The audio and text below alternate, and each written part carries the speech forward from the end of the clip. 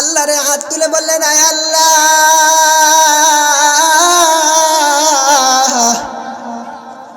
আমার রাতের বেলায় আমার মায়ের কথা মনে পড়ে। বাবা ছোটবেলায় আমারে রেখে মারা গেছে রে।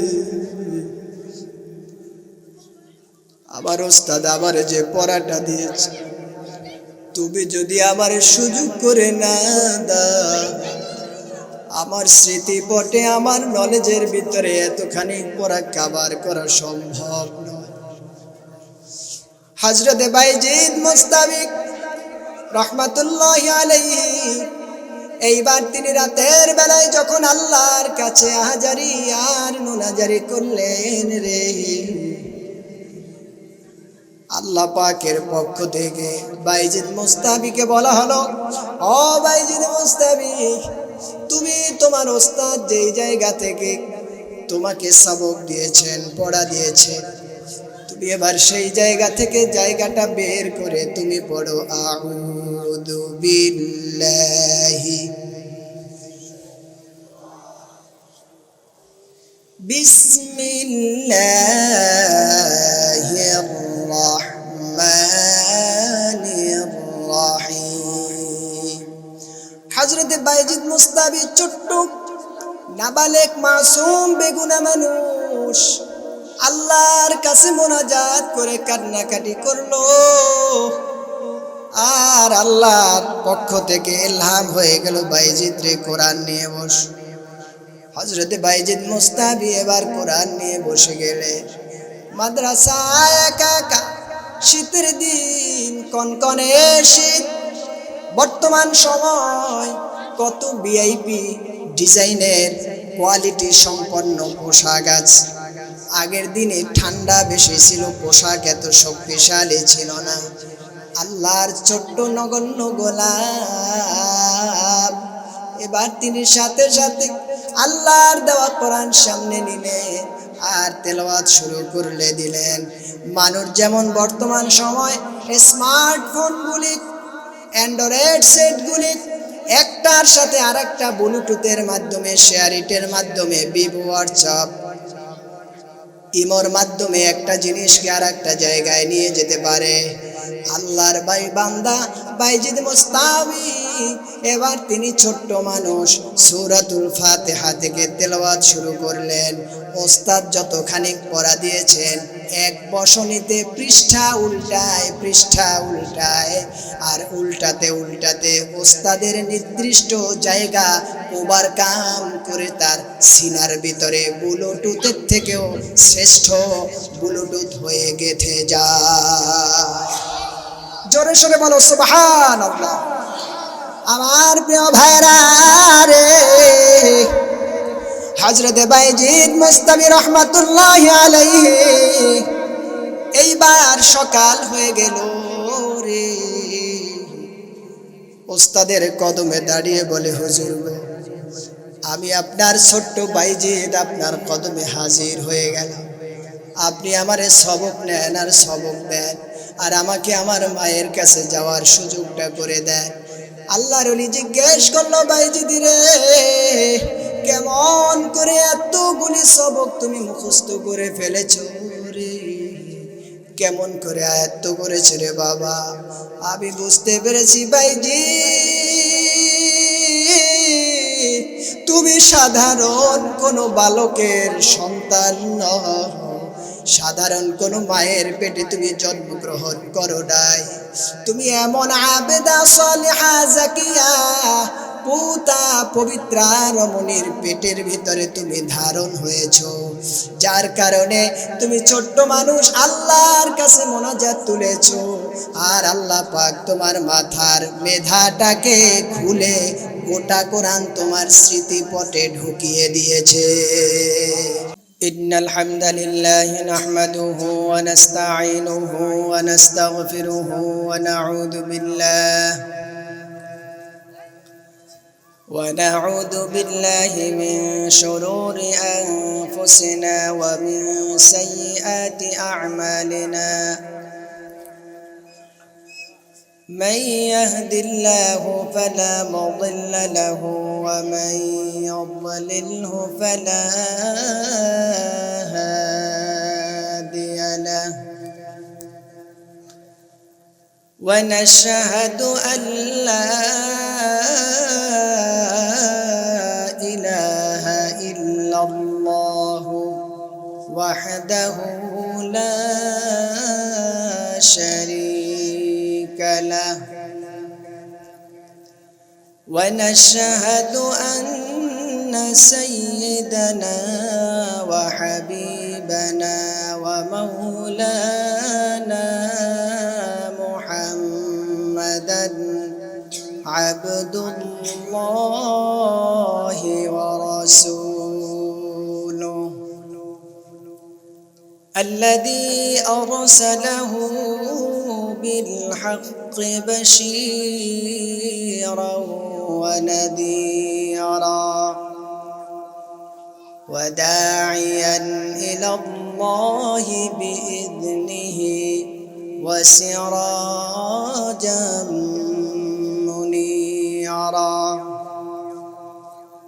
أما بعد فأعوذ بالله من الشيطان الرجيم بسم الله الرحمن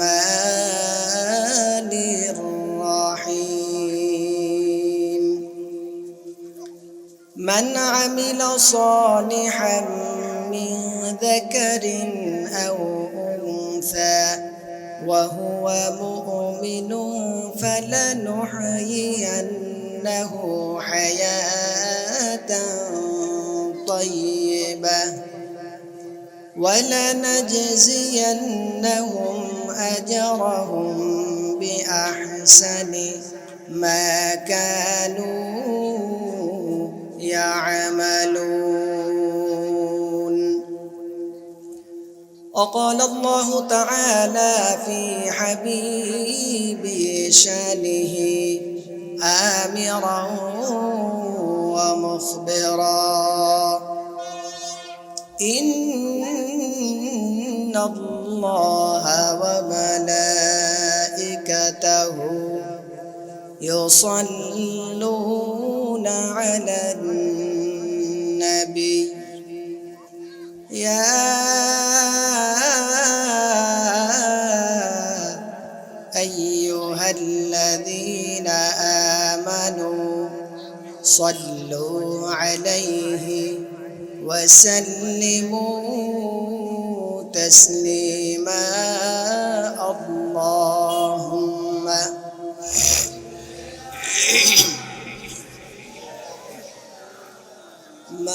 مولانا محمد وعلى آله سيدنا আমি আপনাদের খিদমতে কোরআনুল কারীমের 14তম পারার 17তম পৃষ্ঠার সূরাতুন নাহলের 97 নম্বর আয়াতে কারিমা তেলাওয়াত করেছি। মান আমিলা সালিহাম মিন যাকারিন আও উনসা ওয়া হুয়া মুমিন, আল্লাহ পাক বলছেন যদি কেউ নেকের কাজ, নারী হোক বা পুরুষ হোক, যেই নেকের কাজ করবে, আল্লাহ পাক সরাসরি কোরআনুল কারীমে সূরাতুন নাহলের 97 নম্বর আয়াতের ভেতরে ইরশাদ করেছে আমি আল্লাহর কাছে পুরুষ হিসেবে নারী থেকে পুরুষের মর্যাদা কিংবা পুরুষ থেকে নারীর কোনো পার্সোনালিটি আমি আল্লাহর কাছে নাই। যে ব্যক্তি ঈমান আনার পরে নেক কাজ, সৎ কাজ করবে, আমি আল্লাহ পাক তাকে কি হোক, পুরুষ কি হোক নারী, যেই হোক, আমি আল্লাহর কাছে তার সম্মান এত বেশি যে তার পদমর্যাদা দুনিয়ার ভেতরে বৃদ্ধি করতেই থাকি।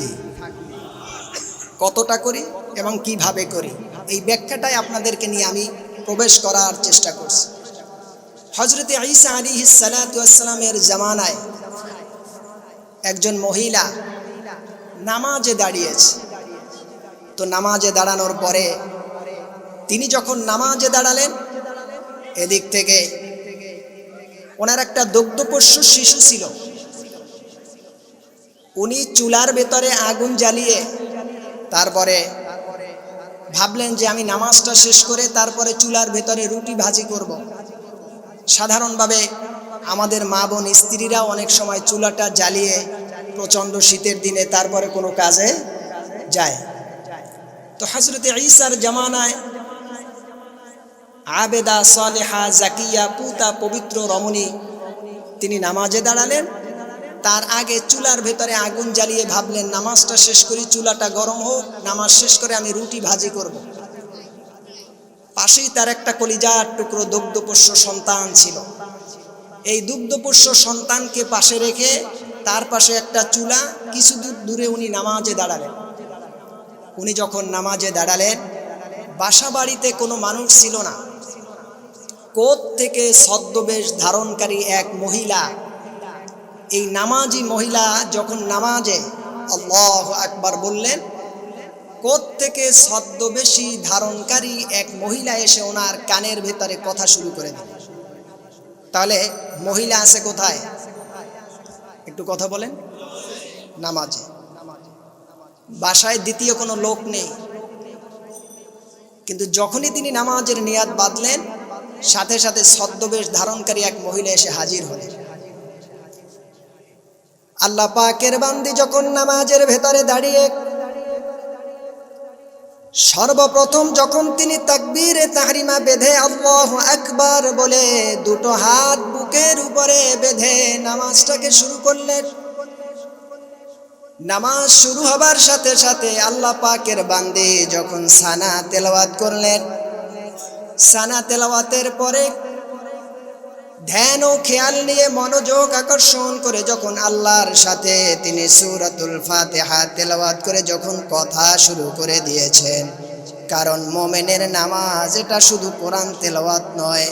আল্লাহ পাকের হাবিব বলেছেন, মুমিন যখন নামাজে দাঁড়িয়ে যায় তখন স্বয়ং বান্দা আল্লাহর সাথে সরাসরি কথা বলার ক্ষমতা অর্জন করে।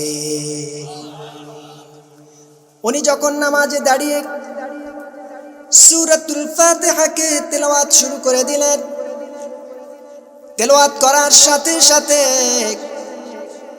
ছদ্মবেশ ধারণকারী কোথ থেকে এসেছে জানা নাই, কানের কাছে এসে কথা শুরু করলেন আর বললেন, ও মহিলা, তুমি আগুন জ্বালিয়ে নামাজে দাঁড়িয়েছ, তোমার তো দুগ্ধপোষ্য একটি সন্তান রয়েছে, তোমার কি জানা আছে তোমার সন্তান হামাগুড়ি দিতে দিতে চার পায়ে ভর করে চুলার কাছে চলে গেছে, বাচ্চা বাঁচাতে হলে নামাজ ছেড়ে বাচ্চাটাকে তুমি বাঁচিয়ে দাও। মেয়ে লোক নামাজ ছাড়লেন না। ছদ্মবেশ ধারণকারী মহিলা ভেবেছিলেন হয়তো কানের কাছে গিয়ে কথা বললেই নামাজটা ছেড়ে দেবে সন্তানের মায়ায়, কিন্তু তিনি যখন প্রথমবার ডিস্টার্ব দিলেন নামাজ ছাড়লেন না। দ্বিতীয়বারে এরপরে সন্তানটাকে চুলার মুখের কাছাকাছি নিয়ে হাজির করে ছদ্মবেশ ধারণকারী মেয়ে লোকটি নামাজি মহিলার কানের কাছে গিয়ে আওয়াজ করে বললেন, ও বোকা মহিলা, ও বোকা, ওরে বোকা, বোঝো না, বোঝো না, নামাজ বড় না সন্তানের জীবন বড়, আগে নামাজটা ছেড়ে দাও, সন্তানের জীবন বাঁচাও, না হয় সন্তান কিন্তু চুলার ভিতরে আগুনে জ্বলে পুড়ে তোমার ছারখার হয়ে যাবে। হাদিসে পাকের ভেতরে এসেছে, নামাজি মহিলাটা নামাজ ছাড়লেন না। তৃতীয়বার আবার ছদ্মবেশ ধারণকারী মহিলাটা আবার চলে এলেন, নামাজি মহিলাকে এসে বললেন, ও নামাজি রে, তুমি কি বোঝো না,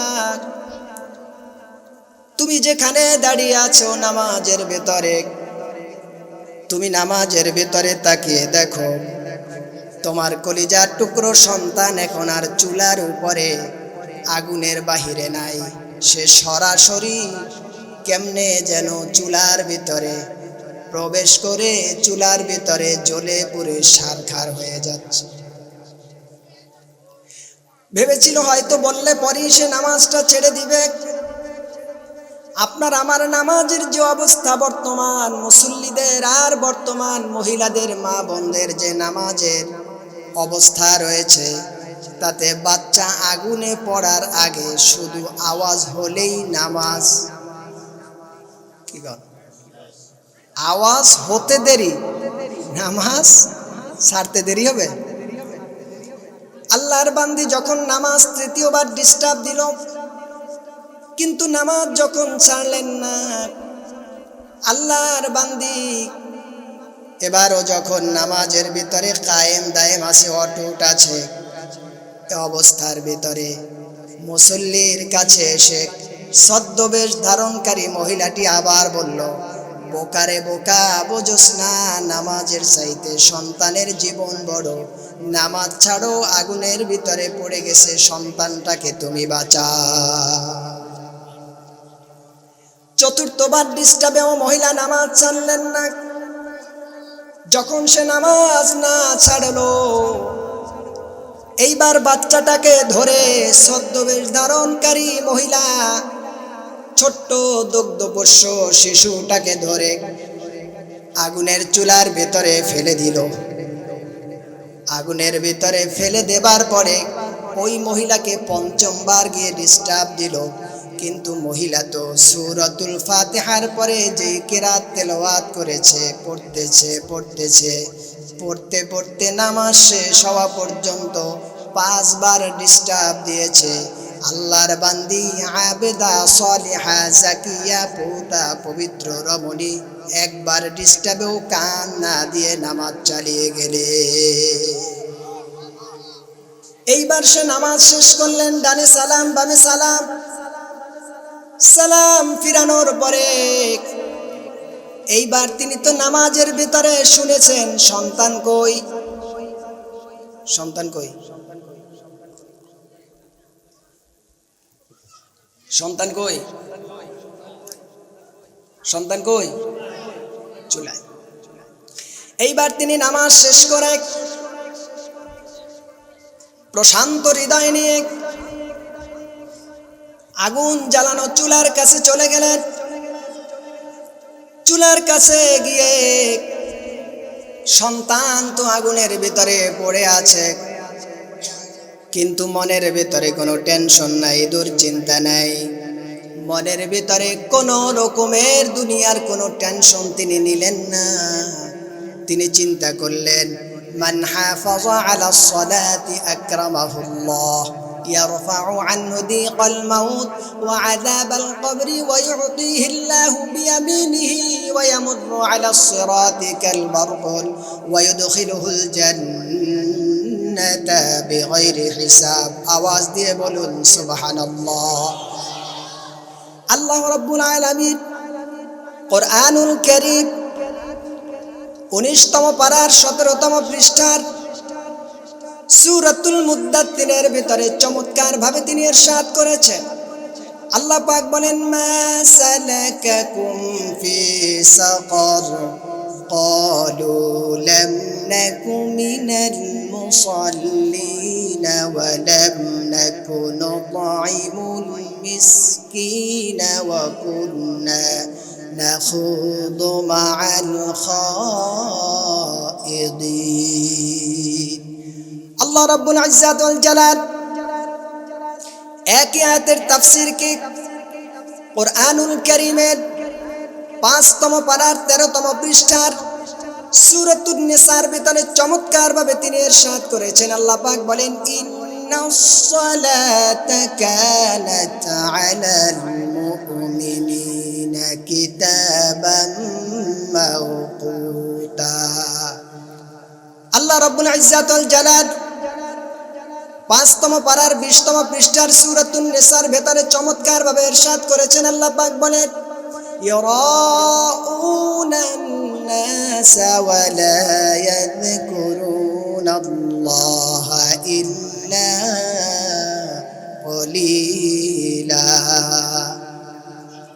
আপনাদের খেদমতে যেই কয়টি আয়াত তেলাওয়াত করেছি, আল্লাহ রাব্বুল ইজ্জাত ওয়াল জালাল কিয়ামতের ময়দানে জাহান্নামীদেরকে লক্ষ্য করে বলবেন, মা সালাকাকুম ফি সাকার, ওই জাহান্নামী, জাহান্নামের ভিতরে আছো কেন, আসছো কেন, কারণটা কি বলো তো? তোমাদের কাছে কি কোরআনুল কারীমের দাওয়াত পৌঁছে নাই? তোমাদের কাছে কি কোনো রকমের মেসেজ যায় নাই?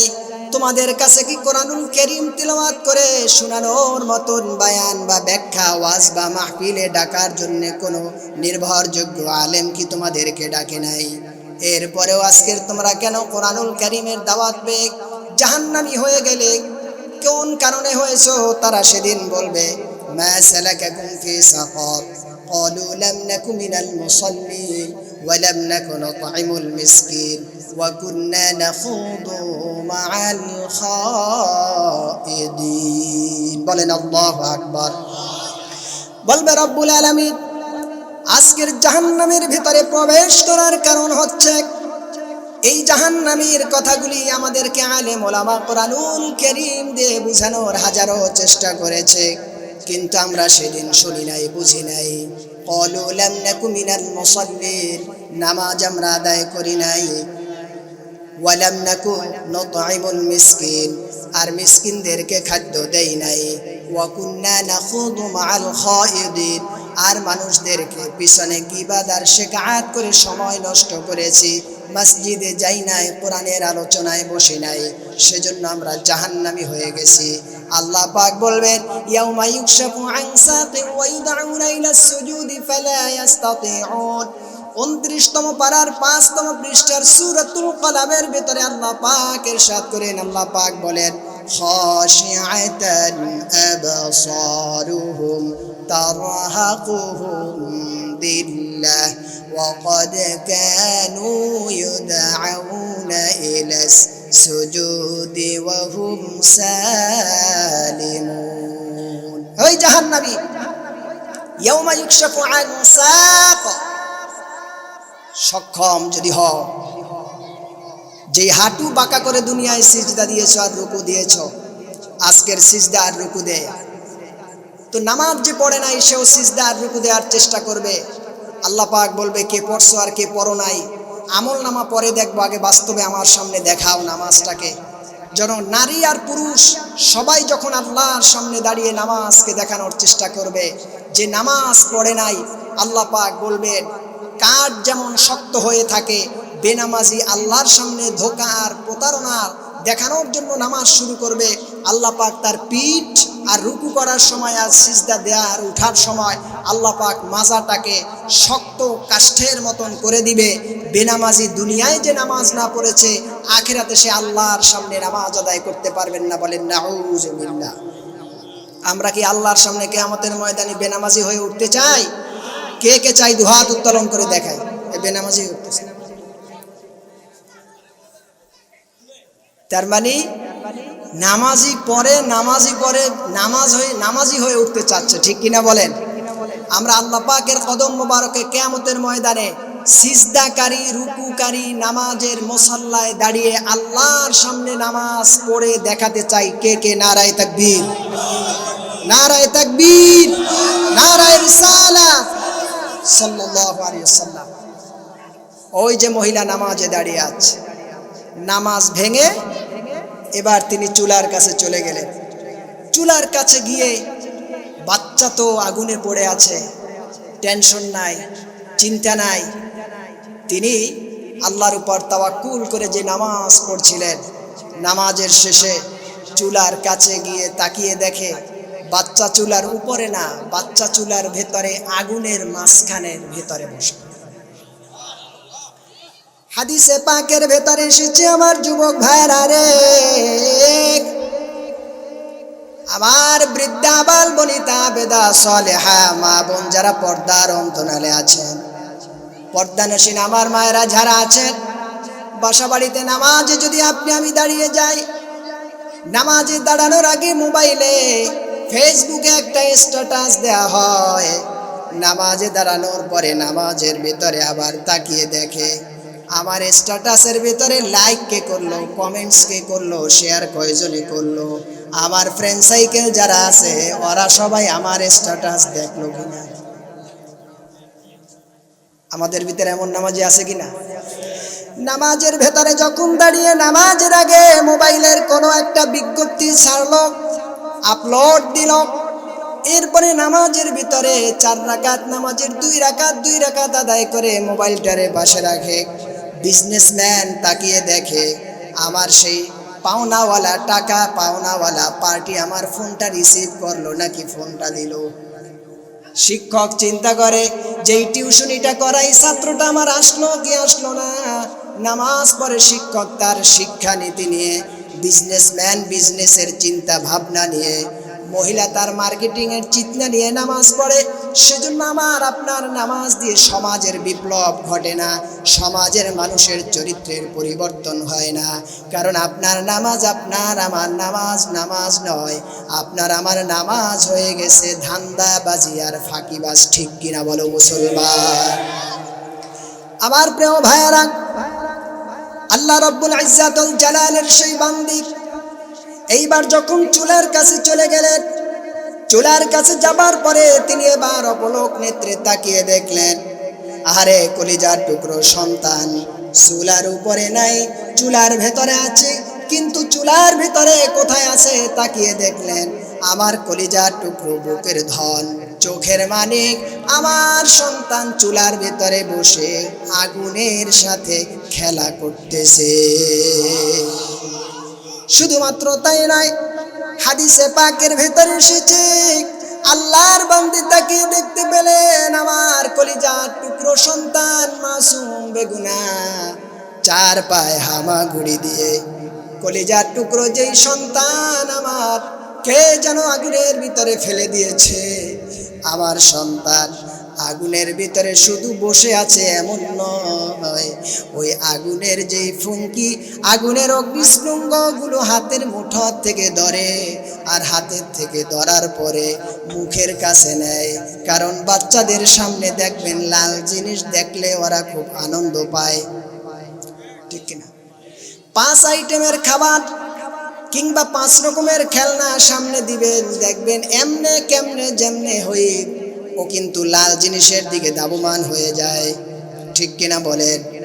আল্লাহর বান্দির সেই কলিজার টুকরো দগ্ধপোষ্য সন্তান, সেও যখন আগুনের ভিতরে ছিল, সে তো আর জানে না এটা আগুন। এবার সে আগুন ধরে আর মুখের কাছে নেয়। তার মা নামাজ শেষ করে দাঁড়িয়ে এরপরে বলে, আমি তাকিয়ে দেখতে পেলাম রে আমার সত্তার হাতের মুঠোয় আগুন ধরলে লাল ইয়াকুত পাথরে আল্লাহ পাক পরিণত করে দেয়। আল্লাহু আকবার। আমার প্রিয় ভাইয়েরা, সেজন্য আল্লাহ রাব্বুল ইজ্জাতুল জালাল 30তম পারার সূরাতুল মাউনের ভেতরে চমৎকার ভাবে তিনি ইরশাদ করেছেন। আল্লাহ পাক বলেন, ফাওয়াইলুল লিল মুসাল্লিন আল্লাযীনা হুম আন সালাতিহিম সাহুন। ফাওয়াইলুল লিল মুসাল্লিন, লোক দেখানো নামাজ। আমি যে কোরআনুল কারীমের আয়াত তেলাওয়াত করেছি, আল্লাহ পাক বলছেন, মান আমিলা সালিহাম মিন যাকারিন আও উনসা। ও পৃথিবীর নারী আর পুরুষ, তোমরা নামাজের ভিতরে দাঁড়িয়ে আছো। তুমি নামাজের ভিতরে যদি নামাজটা এমন করে পড়তে পারো রে বান্দা রে,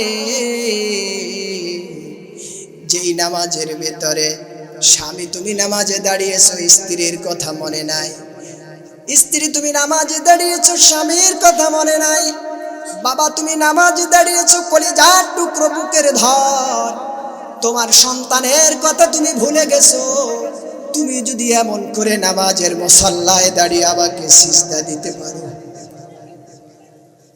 ও আমার বান্দা তুমি জানো না তোমার এমন নামাজের একটা সিজদার পাওয়া, আসসিজদাতু খায়রুম মিনাদ দুনিয়া ওয়া মা ফিহা, তোমার এমন একটা সিজদা 7 আসমান আর 7 জমিন থেকে একটা সিজদার পাওয়ার বেশি। বলেন আল্লাহু আকবার।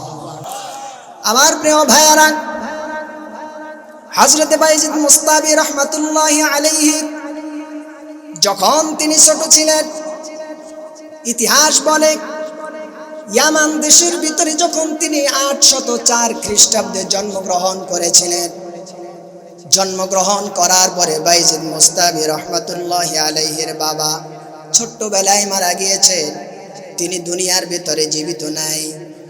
তার মামানের বাসা বাড়িতে কাজ করে। হঠাৎ করে একদিন ভাবলেন, বাবা যেহেতু আমার সন্তানের নাই, আমি একা মানুষ, আমিও তো মারা পড়ব, আমিও তো মরে যাব।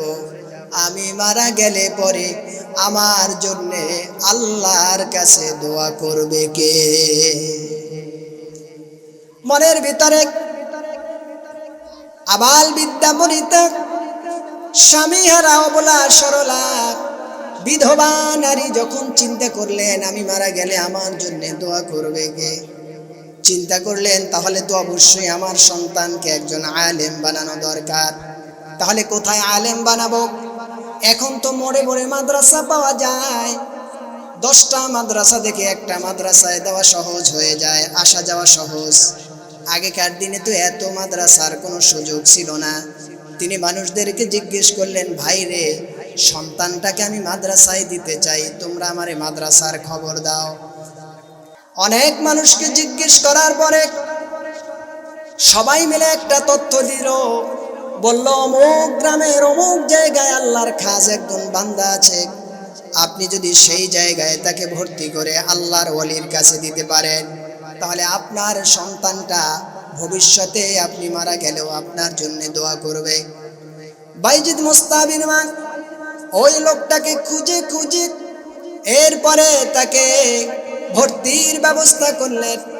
আল্লাহর ওলির কাছে গিয়ে বললেন, আল্লাহর ওলি রে, আপনার কদমে আমার সন্তানটাকে দিয়ে যেতে চাই, আপনি আমার সন্তানটাকে একটু রাখেন, তবে শর্ত হচ্ছে হুজুর গো, আপনি যত বড় আলেম, তত বড় আলেম যত দিনে না হবে আমি আমার সন্তানকে বাড়িতে চাই না, চাই না, চাই না। বলো সুবহানাল্লাহ।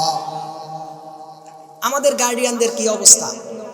আমাদের গার্ডিয়ানদের অবস্থা হচ্ছে, হুজুর সন্তানের শরীরে যেন ব্যথা না লাগে, ও যেন শরীর না শুকিয়ে যায়, ওর যেন ঘুমের ডিস্টার্ব না হয়, ওরে কোনো শাসন দিবেন না, একটু আদর সোহাগ করে লেখাপড়া করাবেন, যাতে করে ও যেন আপনার মতন বড় আলেম হয়ে যেতে পারে। এখন শাসন চলবে না, একটু কর্কশ ভাষা দিতে পারবে না, আবার হুজুরের মতন বড় আলেমও হতে চায়। তার মানে হুজুর তো এত আদর সোহাগ দিয়ে পড়তে পারে না, কারণ বেশি আদর দিলে সন্তান নষ্ট হয়, সে বান্দরের মতন করে মাথায় উঠে পেশাব করে, ঠিক কিনা বলে? এজন্য সন্তানকে মানুষ করতে হলে কখনো লাঠি, কখনো মুখের ভাষা গরম, কখনো চোখের ভাষা গরম, আবার হাতের স্পর্শে তাকে আদর সোহাগ দিয়ে এই নরম গরম ভাষা বুলিয়ে তাকে আবার বাবার স্নেহ তুল্য জায়গা দিয়ে এরপরে সন্তানকে মানুষ করতে হবে, ঠিক কিনা বলে?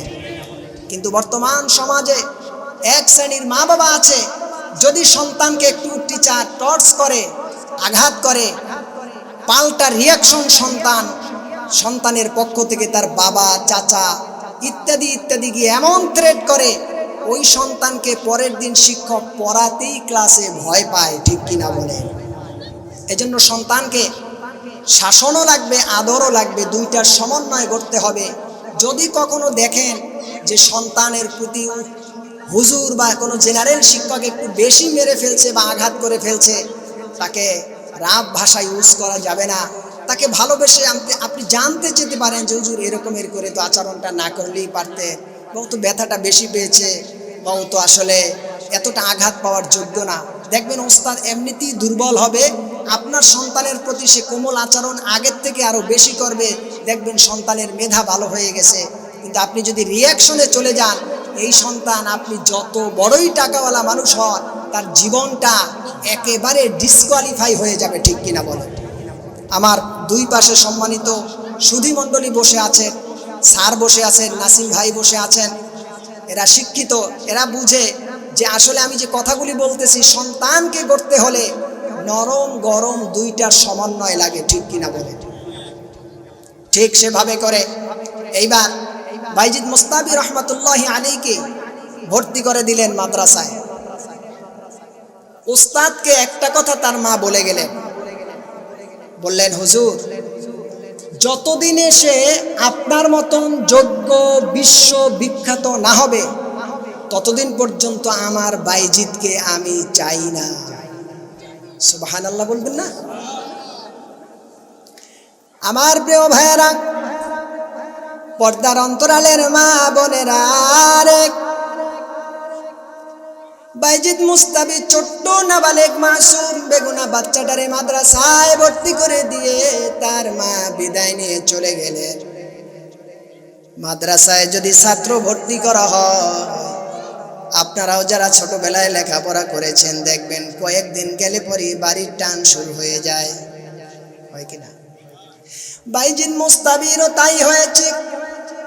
এই বাইজিদ মুস্তাবি রহমাতুল্লাহি আলাইহি মাত্র কয়েকটা দিন যাওয়ার পরে সাথে সাথে তার মায়ের কথা মনে পড়েছে। হুজুরের কাছে গিয়ে বলে, হুজুর গো, রাতের বেলায় আমি আমার মায়ের চেহারাটা মনে পড়ে, আমার একটু মনে চায় বাবার কোলে উঠি, আমার একটু মনে চায় আমি আমার মায়ের কোলের ভিতরে উঠে দুইটা গালে দুইটা চুমু খাই, আমার মনটায় চায় মা যেন আমার মাথায় আদর দিয়ে আমার একটু ঘুম পাড়িয়ে দেয়, আমার মনটায় চায় আমি যেন আমার মায়ের কোলের কাছে বুকের কাছে মাথাটা রেখে যেন আমি একটু শীতের দিনে ঘুমাতে পারি রে হুজুর।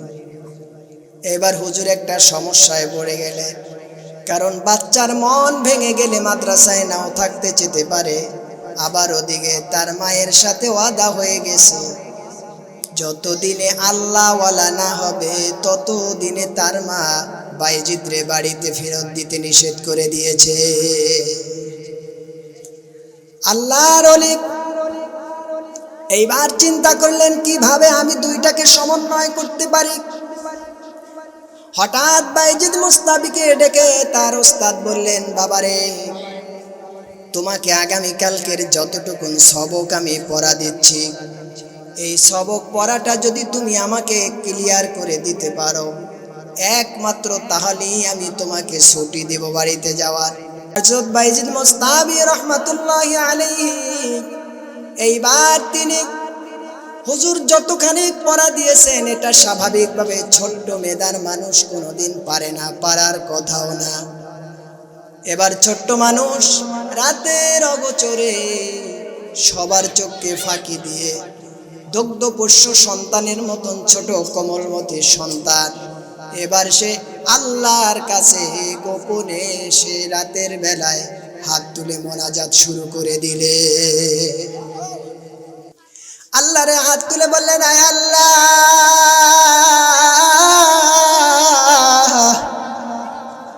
আমার রাতের বেলায় আমার মায়ের কথা মনে পড়ে, বাবা ছোটবেলায় আমার রেখে মারা গেছে রে,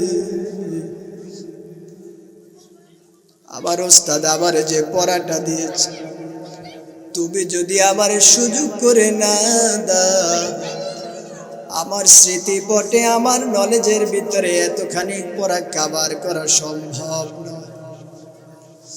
হযরত বাইজিদ মুস্তাবি রহমাতুল্লাহি আলাইহি এইবার তিনি রাতের বেলায় যখন আল্লাহর কাছে আহাজারি আর মুনাজারি করলেন রে, আল্লাহ পাকের পক্ষ থেকে বাইজিদ মুস্তাবিকে বলা হলো, ও বাইজিদ মুস্তাবি, তুমি তোমার ওস্তাদ যেই জায়গা থেকে তোমাকে সবক দিয়েছেন, পড়া দিয়েছে, তুমি এবার সেই জায়গা থেকে জায়গাটা বের করে তুমি পড়ো, আউযু বিল্লাহি বিসমিল্লাহির রহমানির রহিম। হযরত বাইজিদ মুস্তাবি ছোট্ট নাবালেক মাসুম বেগুনা মানুষ আল্লাহর কাছে মোনাজাত করে কান্নাকাটি করলো, আর আল্লাহর পক্ষ থেকে ইলহাম হয়ে গেল বাইজিদ রে কোরআন নিয়ে বস। হযরত বাইজিদ মুস্তাবি এবার কোরআন নিয়ে বসে গেলে মাদ্রাসায় একা একা, শীতের দিন, কনকনে শীত। বর্তমান সময় কত ভিআইপি ডিজাইনের কোয়ালিটি সম্পন্ন পোশাক আছে, আগের দিনে ঠান্ডা বেশি ছিল, পোশাক এত শক্তিশালী ছিল না। আল্লাহর ছোট্ট নগণ্য গোলাম এবার তিনি সাথে সাথে আল্লাহর দেওয়া কোরআন সামনে নিলে আর তেলাওয়াত শুরু করে দিলেন।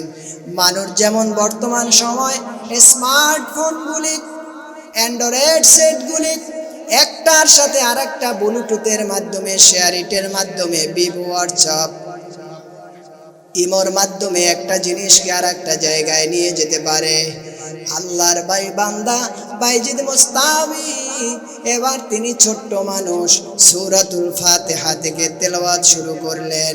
ওস্তাদ যতখানি পড়া দিয়েছেন এক বসনিতে পৃষ্ঠা উল্টায় আর উল্টাতে উল্টাতে ওস্তাদের নির্দিষ্ট জায়গা ওভারকাম করে তার সিনার ভিতরে ব্লুটুথের থেকেও শ্রেষ্ঠ ব্লুটুথ হয়ে গেঁথে যায়। জোরে সোরে বলো সুবহানাল্লাহ। আমার প্রিয় ভাইরা রে, হযরত বাইজিদ মুস্তাবি রহমাতুল্লাহি আলাইহি এইবার সকাল হয়ে গেল রে। ওস্তাদের কদমে দাঁড়িয়ে বলে, হুজুর গো, আমি আপনার ছোট্ট বাইজিদ আপনার কদমে হাজির হয়ে গেল।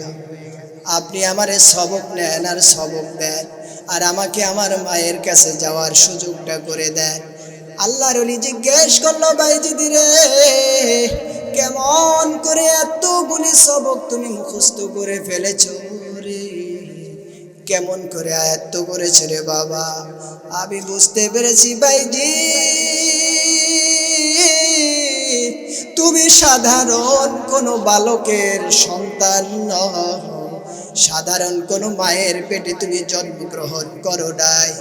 তুমি এমন আবেদা সালিহা জাকিয়া পুতা পবিত্রা রমণীর পেটের ভিতরে তুমি ধারণ হয়েছো, যার কারণে তুমি ছোট্ট মানুষ আল্লাহর কাছে মোনাজাত তুলেছো, আর আল্লাহ পাক তোমার মাথার মেধাটাকে খুলে গোটা কোরআন তোমার স্মৃতিপটে ঢুকিয়ে দিয়েছে। আমার প্রিয় ভাইরা, এইবার হযরত বাইজিদ মুস্তাবি রহমাতুল্লাহি আলাইহি ওস্তাদ ওয়াদা অনুযায়ী ছুটি দিতে বাধ্য, তিনি ছুটি দিয়ে দিলেন। এইবার বাইজিদ মুস্তাবি বাড়ির দিকে চলে গেলেন। বাড়িতে যাবার পরে মাকে দরজা নক করলেন। মা ভেতর থেকে জিজ্ঞেস করে, কে? বাহির থেকে বাইজিদ বলে, আমি তোমার কলিজার টুকরো বাইজিদ। মা বলে, না না,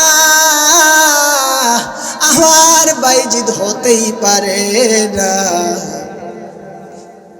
তুমি আমার বাইজিদ নও।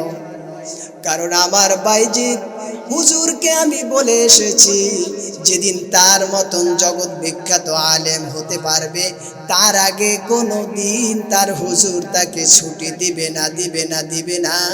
সেজন্য তুমি আজকের বাড়িতে এসেছো, আমি আমার বাড়ির দরজা খুলে তোমার সাথে দেখা করব না। হযরত বাইজিদ মুস্তাবি রহমাতুল্লাহি আলাইহি দরজা বারবার নক করার পরেও যখন মাকে আর পেলেন না, মায়ের দরজার মা খুললেন না। মা বললেন, তুমি যদি বাইজিদি হয়ে থাকো তাহলে সেই বাইজিদ থাকবে মাদ্রাসায়, সে বাড়িতে আসবে না। তুমি যদি আমার বাইজিদ হও, সেই দিন আমার দরজা খুলবো, যেই দিন তুমি বিশ্ব জোড়া আল্লাহর ওলি হতে পারবে। হযরত বাইজিদ মুস্তাবি এইবার মাদ্রাসায় বিদায় নিয়ে গেলেন। মাদ্রাসায় যাবার পরে সাথে সাথে উস্তাদকে গিয়ে বললেন, উস্তাদ রে, আমাকে আপনি বাড়ি পাঠিয়েছেন, মা তো দরজাই খুলল না। উস্তাদ বললেন, বাবা রে, তোমার মায়ের সাথে আমার ওয়াদা হয়ে গেছে, আর আবার তুমি বাড়িতে যেতে চাও, তোমারে যদি যেতে না দেই তোমার মনটা ভেঙে যাবে, সেজন্য আমি তোমাকে যাওয়ার পারমিশন দিয়েছি। তবে ঘটনাটা কি হয়েছে তুমি আমাকে খুলে বলো। বাইজিদ বললেন, ও আমার ওস্তাদ জি রে, আমার মাকে যখন দরজায় নক করলাম, মা দরজা খুললই না।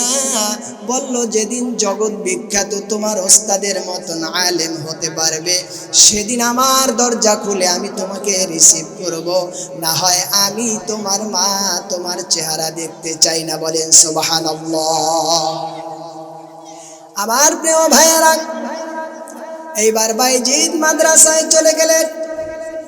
মাদ্রাসায় গিয়ে 1 মাস 2 মাস 1 বছর 2 বছর এরকমের নয়, ইতিহাসের ভেতরে এসেছে হযরতে বাইজিদ মুস্তাবি টানা 12টা বছর মাদ্রাসায় ছিলেন। সুবহানাল্লাহ। নাই কয় বছর? 12 দিন, 12 মাস। 12 বছরে কি হয়? 1 যুগ। 12 বছরে আল্লাহ পাক বাইজিদের জবানের ভেতরে, বাইজিদের সিনার ভেতরে, বাইজিদের ভিতরে ইলমে লাদুন্নি, ইলমে শরীআত, ইলমে তরিকাত, ইলমে হাকিকত, ইলমে মারিফত, 4টা ইলমের নূর বাইজিদের সিনার ভেতরে এমন ভাবে গেথে আর এমন ভাবে এস্টাবলিশড করে দিয়েছেন আল্লাহ পাক, যে হযরতে বাইজিদ মুস্তাবি 12 বছর পরে তাহাজ্জুদের নামাজে একদিন দাঁড়িয়ে সিজদায় গিয়ে কাঁদে। সিজদায় গিয়ে কাঁদে আর বলে, আল্লাহ,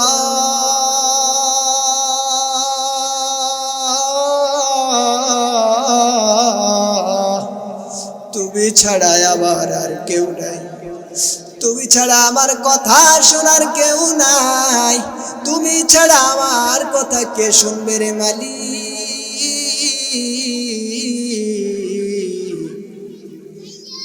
তুমি আমাকে তোমার গোলাম হিসেবে কবুল করো।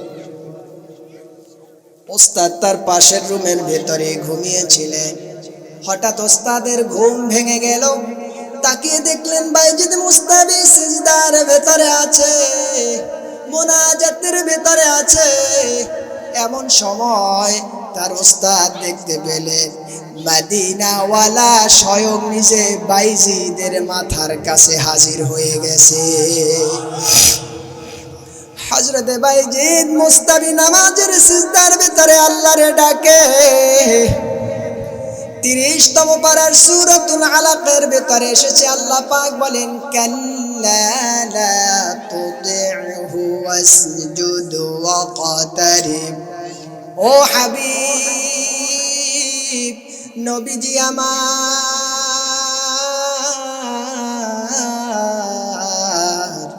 মুহাম্মদ মুস্তাফা সাল্লাল্লাহু আলাইহি ওয়াসাল্লাম, আপনি শুনেন, আপনার উম্মত যখন সিজদা দেয়, ওই সিজদার কপালের নিচে আমি আল্লাহর কুদরতি পাটা আমি আল্লাহ ঢুকিয়ে দেই।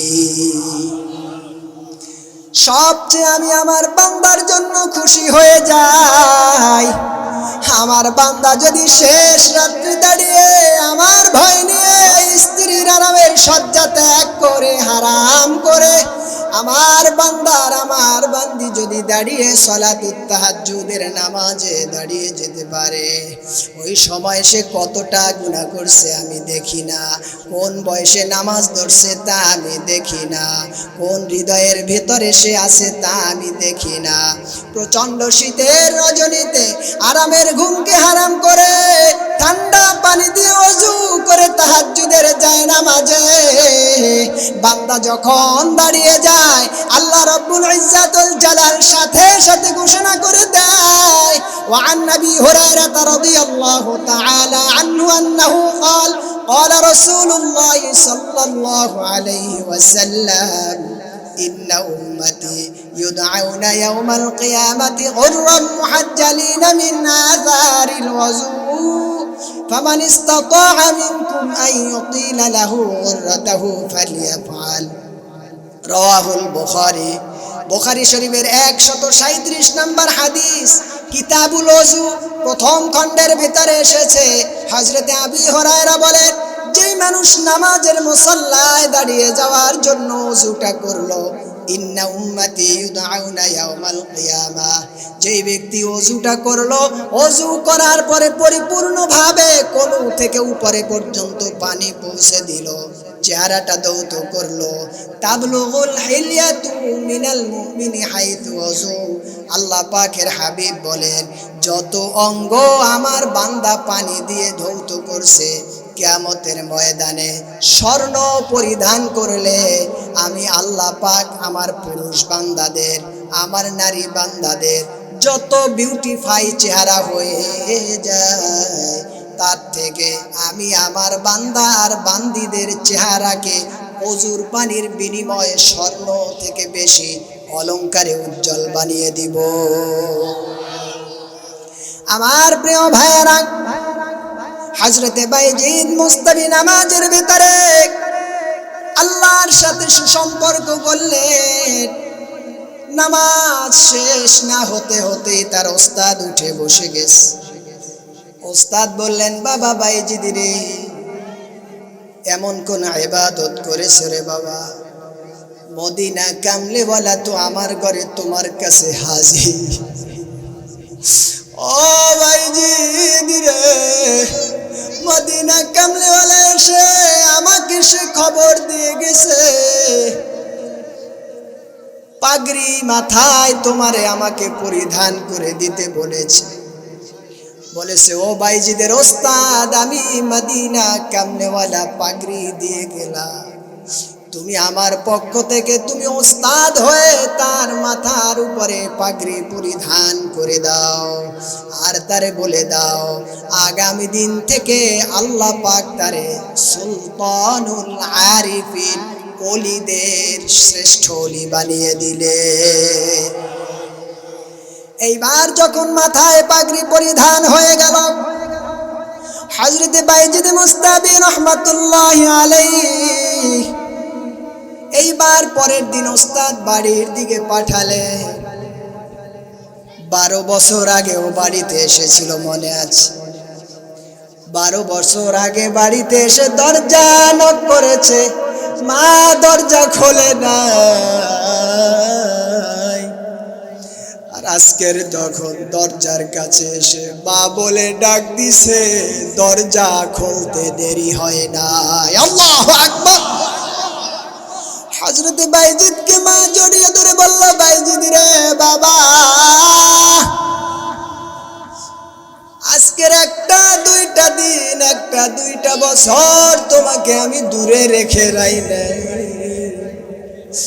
আজকের 12টা বছর হয়ে গেছে, আমি বৃদ্ধ হয়ে গেছি, আমি হয়তো মারাই যাব।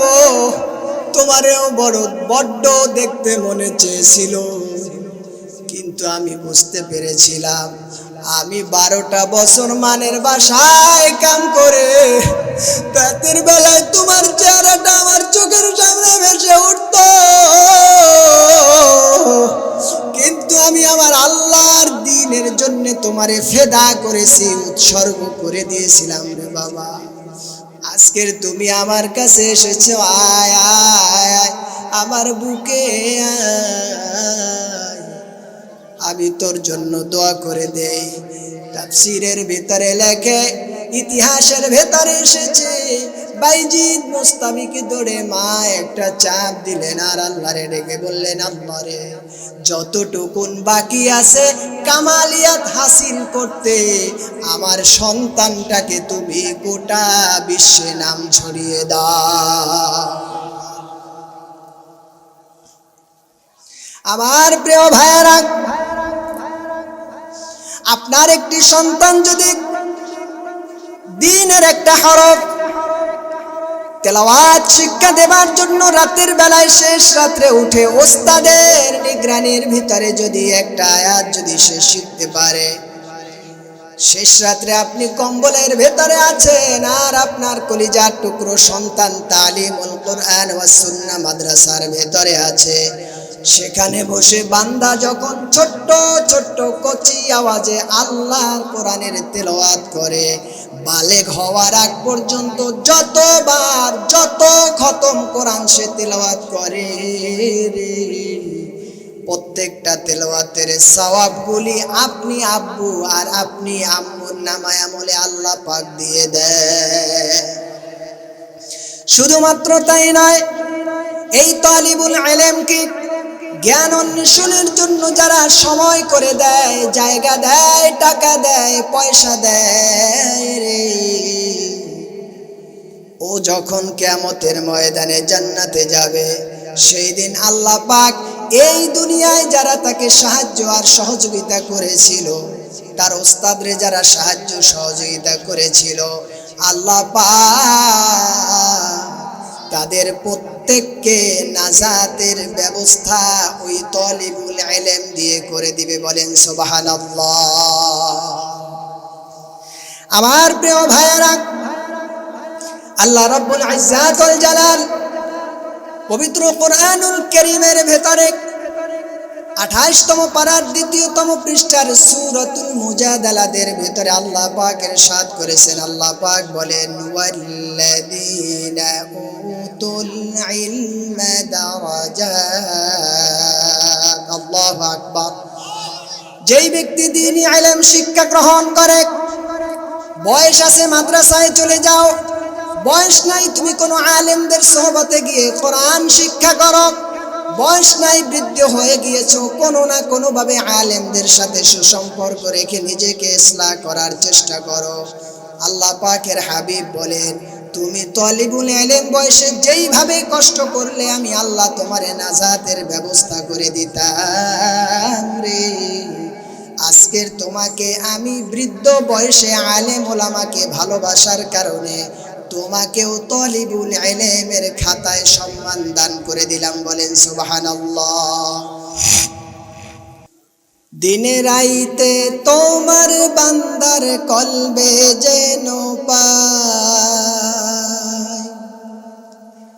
দিনে রাইতে তোমার বান্দার কলবে যেন পাই, ও আল্লাহ রাইত হইলে ডরাই, রাত পোহাইলে ডর ভয় সকলি ভুইলা যায়, ও আল্লাহ রাইত হইলে ডরাই, রাত পোহাইলে ডর ভয় সকলি ভুইলা যায়। ঠিক কিনা? দিনের বেলায় সাহসের কোনো শেষ থাকে না, রাতের বেলায় যখন কেউ কাছে থাকে না, রুমের বাতি বন্ধ হয়, কবরের কথা স্মরণ হয়, মনের ভিতরে ভয় চলে আয়। দিনে রাইতে তোমার বান্দার কলবে যেন পাই, দিনে রাইতে তোমার বান্দার কলবে যেন পাই, ও আল্লাহ রাইত হইলে ডরাই, রাত পোহাইলে ডর ভয় সকলি ভুইলা যায়, ও আল্লাহ রাইত হইলে ডরাই, রাত পোহাইলে ডর ভয় সকলি ভুইলা যায়। ও আল্লাহ তুমি স্রষ্টা আমি সৃষ্টি, আমার কি বা সাধ্য, যখন তখন উড়ে যাইতে জীবের জীবন বাধ্য।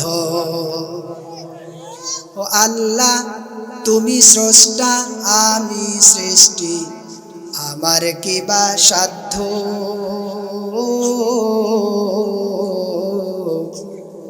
যখন তখন উড়ে যাইতে জীবের জীবন বাধ্য।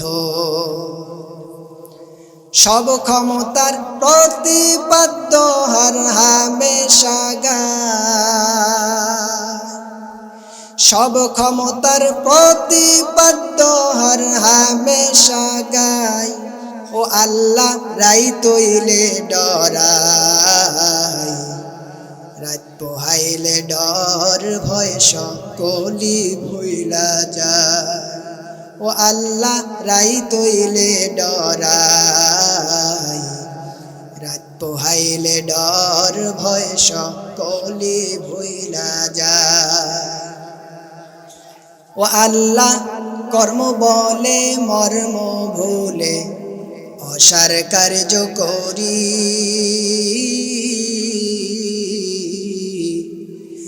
রসরঙ্গে বাইতে বাইতে ও কুল গঙ্গে তোরি।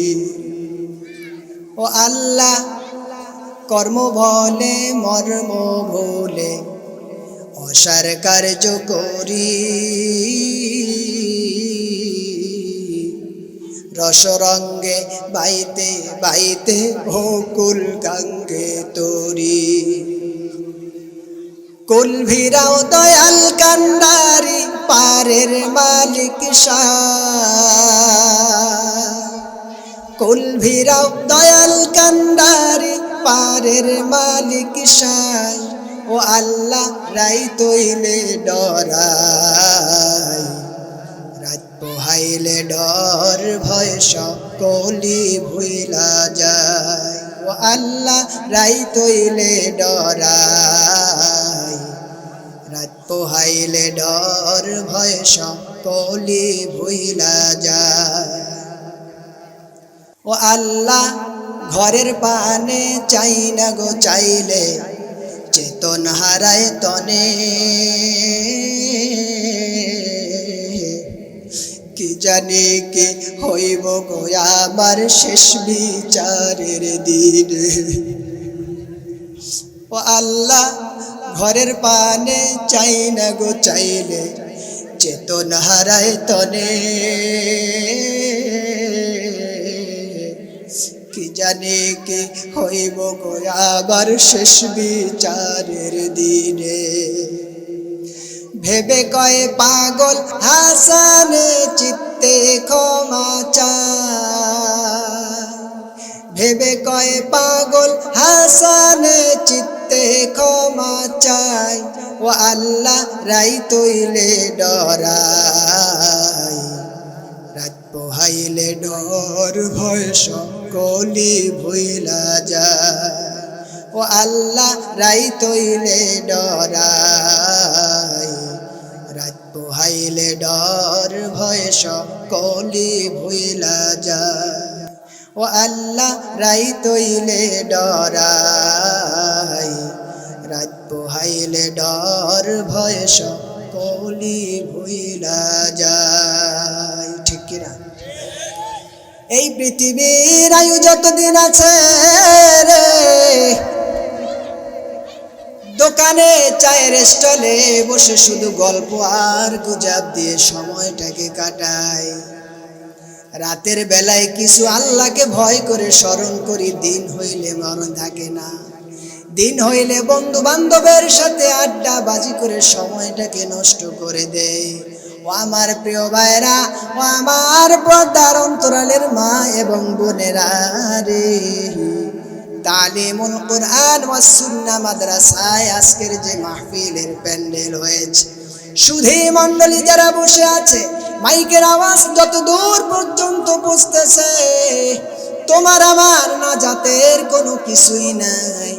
কয় রাকাত নামাজ আর জীবনে পড়েছি, কয়দিন তাহাজ্জুদের নামাজ পড়েছি, কয়দিন বাবার কবরের পাশে গিয়ে দাঁড়িয়ে দাঁড়িয়ে গভীর ধ্যান করে কবরটা জিয়ারত করেছ, কয়দিন তুমি তোমার মায়ের কবরের পাশে দাঁড়িয়ে তোমার মায়ের কথা চিন্তা করে তুমি কবরটা জিয়ারত করেছো, চোখের নয়ন জলে মুখটারে ভাসিয়ে দিয়েছ, কয়দিন গীবাত করেছো, সেই গীবাতের কথা স্মরণ করে কয়দিন তওবা করেছো, অন্য মানুষকে জবান দিয়ে আঘাত করে কথা বলেছো, কতদিন সেটা মনে করে আল্লাহর কাছে তওবা করেছো, কত ওয়াক্ত নামাজ যৌবন আসার পরে ছুটে গেছে, সেটা কতদিন হয় তুমি আমি তওবা করেছো। তোমার আমার জীবন যদি চক্ষু বুজে মাথার নিচে বালিশ দিয়ে বিছানার উপরে তাকিয়ে খেয়াল করে দেখা হয়, দেখা যাবে 13 পর্যন্ত সময় অবহেলায় চলে গেছে, 22 পর্যন্ত যৌবনের রং তামাশায় চলে গেছে, 30 আপ হবার পর্যন্ত অ্যাবল চলাফেরা হয়ে গেছে। কবরের চিন্তা নাই, হাসরের চিন্তা নাই, মিজানের চিন্তা নাই, তোমার আমার জীবনের কোনো আমলই নাই। আল্লাহর দরবারে যা নাজরানা হিসেবে পেশ করা যায় রে আমার ভাইরা।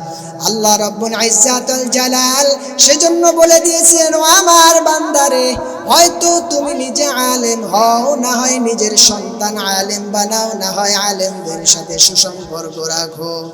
যদি তুমি সুসম্পর্ক রেখে মৃত্যু বরণ করতে পারো রে, আল্লাহ পাকের হাবিব বলেছেন, এই আলেমদের সাথে থাকার কারণে আর আকাঙ্ক্ষা থাকার কারণে আমি আল্লাহ পাক তোমাকে আলেমদের সোহবত ধরে ধরে অটোমেটিক তোমাকে মাফ করার রাস্তাটা সহজ করে দেই। বলেন সুবহানাল্লাহ।